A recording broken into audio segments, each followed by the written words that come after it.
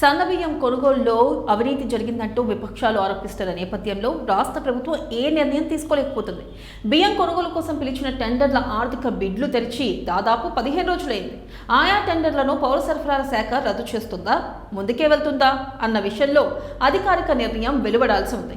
మధ్యాహ్న భోజన పథకం, హాస్టల్ విద్యార్థుల కోసం పౌర సరఫరాల సంస్థ మార్చిలో టెండర్లు పిలిచింది. 5-6 జిల్లాలకు ఒకటి చొప్పున వేరువేరుగా బిడ్లను ఆహ్వానించింది. మే 2వ వారం ఆఖరులో వాటిని తెరిచింది. 1.5 టన్నుల సన్నబియ్యం కొనేందుకు 4 బిడ్లకు L1గా 4 సంస్థలను గుర్తించింది.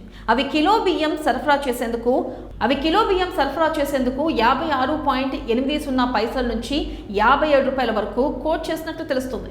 4గిట్లో L1గా నిలిచిన సంస్థలు ఇంచుమించుగా ఒకే ధరకు కోట్ చేయడం, అది అధికంగా ఉండడంతో అవినీతి ఆరోపణలు వెల్లువెత్తాయి. ఇప్పటి వరకు ఒక్క గింజ సన్నబియ్యం కూడా కొనలేదంటున్నారు పౌర సరఫరాల శాఖ మంత్రి ఉత్తమ్ కుమార్ రెడ్డి. అయితే బియ్యం టెండర్ల బిడ్లు తెరిచామని, అయితే ఏ సంస్థకు ఆర్డర్ ఇవ్వలేదన్నారు. విపక్షాలు డిమాండ్ చేస్తున్నట్లుగా విచారణకు ఆదేశిస్తుందా, లేదా టెండర్లను రద్దు చేసేసి చేతులు దులుపుకుంటుందా అనేది ఆసక్తికరంగా మారింది.